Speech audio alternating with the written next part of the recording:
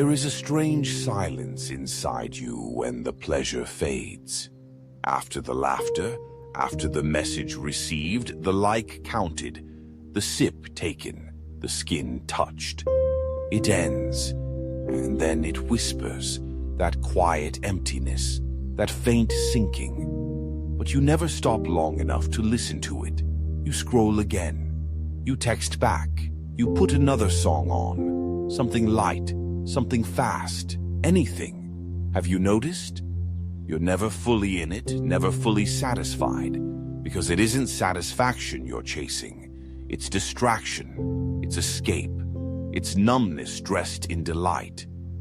But what if I told you the pleasures you reach for daily, endlessly, without pause, they are not freedom. They are your chains. This is not about morality. It is not about discipline. It is about power. And who holds it? So let us walk into the cave of your habits, not to judge, but to see, and perhaps to finally wake up. You say it helps. The small reward at the end of the day. The sugar, the drink, the screen, the scrolling, the voice note, the flirtation, the streaming, the endless buzzing hum of almost enough. And yet you are always exhausted. That is the paradox, isn't it? You do more to feel better, but you only feel less alive. You surround yourself with joy, and you grow more numb. What is that? Marcus Aurelius called it slavery, not to someone, but to your own impulses, your own cravings. He wrote of self-rule, of being the master of one's own soul. But how can you rule yourself when your every action is a reaction? When your desires are in the driver's seat and your consciousness is just along for the ride? You become what you give your attention to. So what have you become? You chase pleasure not because it fulfills you, but because you forgot how to sit still with the ache, with the boredom, with the silence. You treat discomfort as a problem to solve, not a space to listen in. And so you build a prison, a beautiful prison, velvet walls, a constant playlist, notifications like clockwork. The prison gives you the illusion of movement, of life, but it takes from you the one thing that makes you real, presence. You begin to live between moments, always waiting for the next hit of dopamine, the next thing to click, to watch, to taste, to reply to. You mistake reaction for aliveness. Do you ever feel like someone finally sees the part of you you've always hidden? Here, you don't have to hide anymore. You're safe now. And don't forget to subscribe to my channel so we can keep walking this path together. Thank you. But reaction is not life. It is reactivity. And pleasure? Pleasure is not evil. It is not the enemy. But the addiction to it, the dependency, that is where the decay begins. You lose your edge, your clarity, your inner fire. Because pleasure without purpose dilutes the soul. It is the man who eats not from hunger but from habit, who becomes heavy and slow. It is the woman who scrolls not from curiosity, but from compulsion, who forgets what stillness feels like. When did pleasure stop being joy and become anesthesia?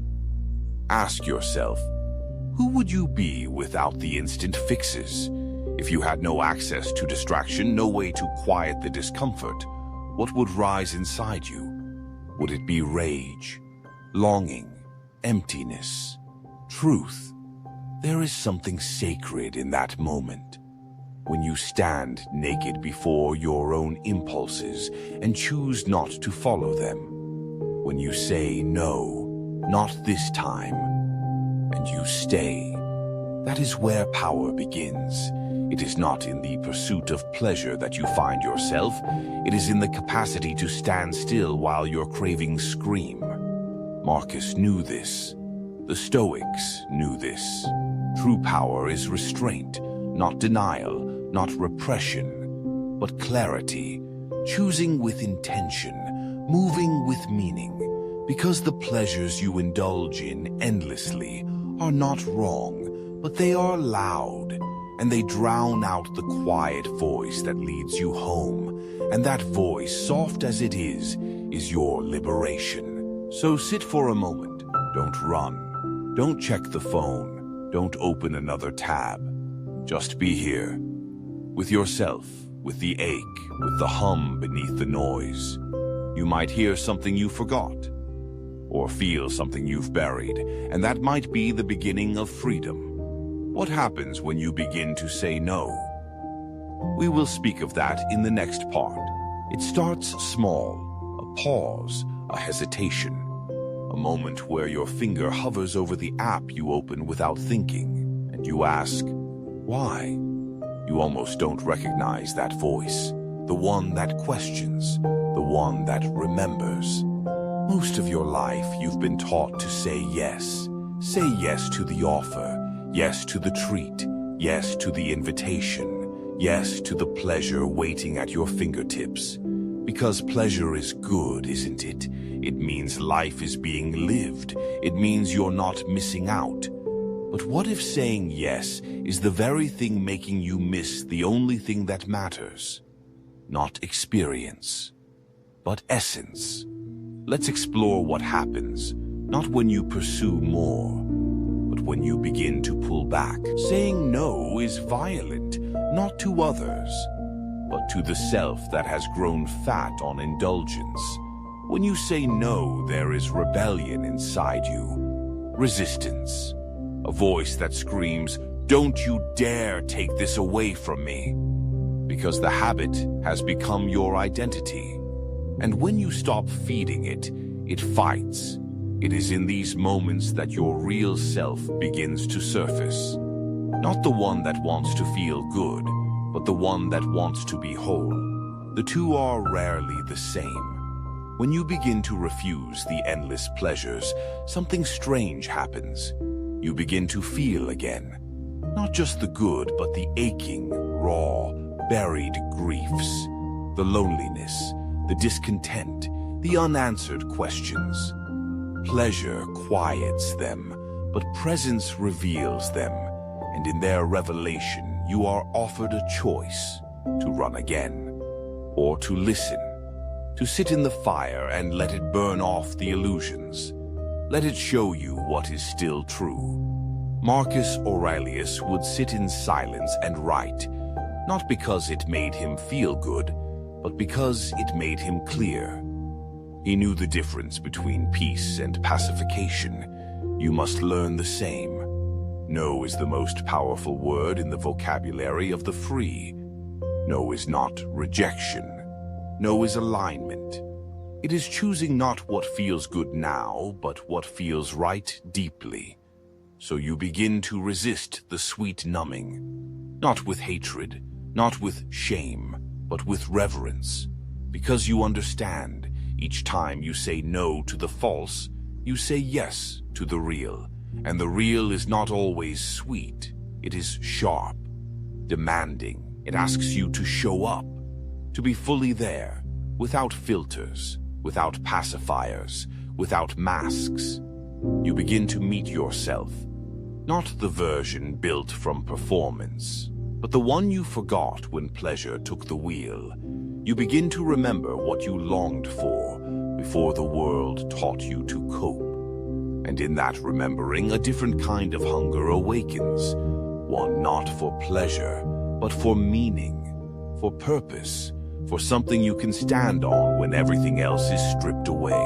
Saying no is not about absence, it is about presence. It is about reclaiming the power you gave away in 1,000 tiny agreements. One more click, one more taste, one more yes, when your soul whispered no. You are not empty because you lack pleasure. You are empty because you lost the courage to stand still. In the next part, we will talk about that hunger, the one beneath the noise, the one that refuses to be silenced. and how it might be the most sacred part of you. There is a hunger in you that no pleasure can feed. It wakes at night. It lingers in silence. It whispers in the middle of joy and asks, "Is this all?" You try to hush it with food, with screens, with voices, with goals. But it returns, stronger, sharper, quieter. Not because it is weak, but because it is sacred. This is not the hunger for entertainment or applause. It is the hunger for something real, something unshakable, something you can lose everything else and still hold on to. What if this hunger is not a curse, but a compass? You were not made to be comfortable. You were made to be whole. And wholeness does not come through ease. It comes through fire. The hunger you feel is not a sign of failure. It is a call, a summoning, to come back, to wake up. But instead, you numb it. You tell yourself you're okay. You keep moving, keep collecting experiences, keep posting, smiling, achieving. And the hunger watches, it waits, because it knows the truth you keep avoiding. The more you feed yourself what is false, the more starved your soul becomes. This is why, even in your success, you feel empty. Even in your pleasures, you feel distant. Because you are feeding the surface and starving the root. Marcus Aurelius wrote, "Very little is needed to make a happy life. It is all within yourself, in your way of thinking." But the world taught you to look everywhere else. You were taught to chase, to seek, to grasp. But what if hunger is not to be solved, but to be understood? What if it is not a void, but a voice? A voice that says, "Come back, return, strip it all away and see what still stands." The hunger is holy because it does not lie. It cannot be fooled. It only grows louder when you betray yourself. It is the ache of unexpressed truth, of unlived purpose, of being surrounded by noise while longing for silence that means something. You cannot silence this hunger with more of what never worked. You can only feed it with truth, with slowness, with presence, with saying yes to things that do not sedate but awaken, and that yes often requires many no's before it. So stop running from the hunger. Sit with it. Hear what it wants. Let it lead you to what is real. You will not die from the ache, but you might die inside from never answering it. In the next part, we will face the illusions, the ones we built to protect ourselves, the ones we must break to finally be free. We don't live in reality. We live in a version of it filtered through illusions we've built to survive. And at first, those illusions are soft, protective. They keep the cold out. They keep the chaos at bay. But over time, they harden. They no longer protect you. They trap you. You become what you pretend, and you pretend so long, you forget there was ever something underneath. These illusions are not just lies. They are identities, personas, safety masks. They keep you functional but distant, charming but numb. They keep others close, but yourself far. And if you want to be free, you must be willing to shatter them. There is a part of you that already knows. The person you show to the world is not the whole story. You wear pleasure like a costume, a performance of ease. You laugh when you're supposed to, smile when it's polite. You say you're fine when you're hollow. This illusion of having it together becomes the very thing that's pulling you apart. Because deep inside you know something is not real. Something is not being said. Something is dying slowly under the weight of being unseen. Carl Jung called this the persona. The mask we wear to function in society. Necessary at times, but dangerous when we forget it's a mask. The illusion becomes lethal when it becomes your home. You start decorating it, polishing it, defending it, until you no longer remember what your face looks like without it. And yet, something cracks. It always does. The mask slips, the image fractures, the pleasure no longer pleases, the smile no longer soothes, and you are left again with that same question: who am I beneath all this? You are not your image, you are not your performance, you are not your followers, your feed, your curated joy. You are the ache underneath it all. You are the part that breaks in silence, the part that hungers not to be seen as perfect, but to be seen as real. But to be real requires risk. It means being misunderstood. It means losing approval. It means letting go of the illusion that kept you liked, but never loved.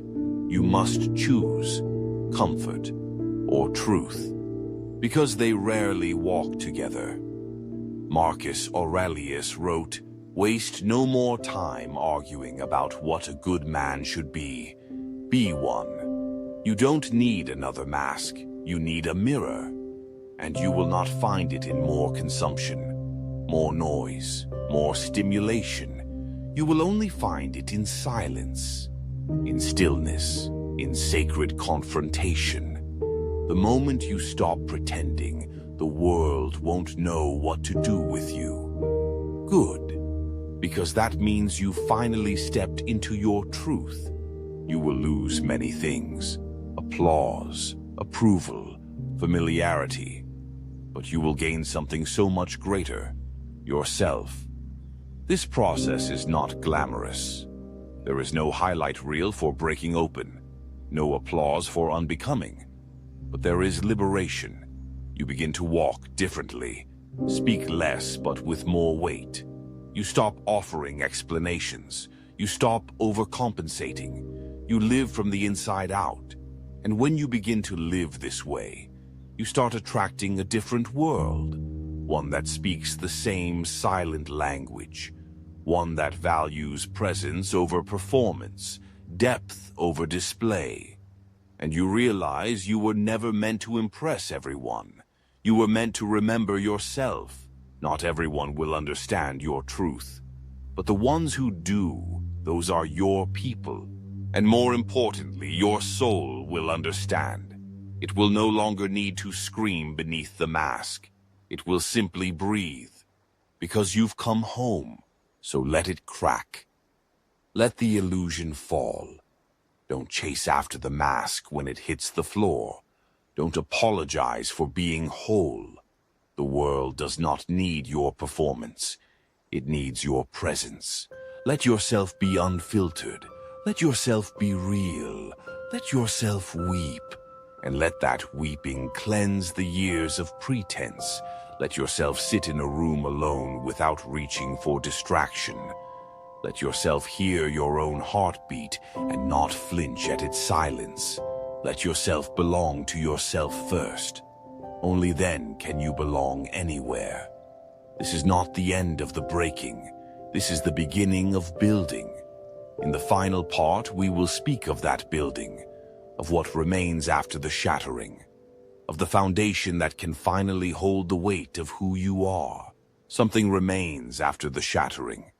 It is quiet, simple, not impressive, but it is real. It is the part of you that endured, the core that was never burned by pleasure, nor numbed by distraction, the part of you that watched silently as the illusions fell. This is where we begin again, not by rebuilding the old, but by remembering the eternal. The version of you that cannot be sold, marketed, modified, or measured. The version that was there before the noise, and will remain when the noise is gone. Are you ready to live from there? Freedom is not wild. It is not reckless. It is not anarchy. Freedom is quiet, intentional, rooted. You do not find it in more choices. You find it in clarity, in knowing who you are and what you stand for, so deeply, so immovably, that the world can scream around you and still not shake your center. This kind of freedom is not given, it is claimed. It is the result of unbecoming everything that is false and unnecessary. It is what's left when you no longer crave what distracts you. This is where purpose lives, not in grand missions or external recognition, but in the small, everyday decisions to live with integrity, to live with presence, to align your outer actions with your inner knowing. Pleasure comes and goes, but purpose stays. You are not here to consume life. You are here to contribute to it. You are not here to feel better. You are here to feel fully. You are not here to escape the pain. You are here to walk through it, learn from it, and be shaped by it into something deeper. This is the rebuilding. When you choose stillness instead of stimulation. When you listen instead of reacting. When you offer presence instead of performance. The world won't reward you for this. Not at first, but your soul will. And slowly the people around you change. The conversations deepen. The rooms you enter feel different, because you are no longer trying to win them. You are just being, and your being becomes a lighthouse, a reminder to others that something else is possible. You begin to live simply but not shallowly. Every word you say carries weight. Every silence you hold contains peace. Every decision you make aligns with something ancient in you. This is what happens when you are no longer ruled by your cravings. You become dangerous to the system that thrives on your distraction. You become untouchable to the voices that once manipulated your desires. You become solid, clear, free. And from this place you no longer ask, "What do I want right now?" You ask, "What serves what I am becoming?" You begin to live in service not to others' expectations, but to your own becoming. And your becoming is not a goal. It is a rhythm, a pulse, a deepening. You don't chase it. You live into it. This life is not louder. It is quieter. But it is full.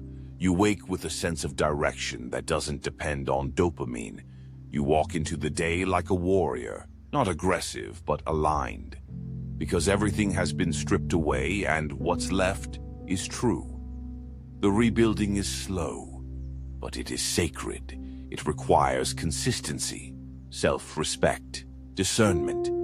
You will say no often. You will disappoint people. You will break patterns. You will feel lonely at first. But slowly, the world that matches your frequency begins to find you. Not the world of trends, the world of truth. The people who have walked through fire too, who know the weight of silence, who are not afraid of your intensity, your softness, your wild clarity. And you'll see it was never about removing all pleasure. It was about removing your slavery to it, so you could choose again. So you could love again. So you could live not in reaction, but in reverence. This is not the end. It is the return to yourself, the one beneath the noise, beneath the ache, beneath the performance. This is where your life truly begins. Not when everything is perfect, but when everything is real. You are not here to be liked. You are here to be free. And freedom is not a feeling, it is a foundation. Now walk. Build something from this silence. Not a new image, but a new way. One that does not beg to be seen, but dares to be true. That is the real pleasure, the one that cannot be taken away.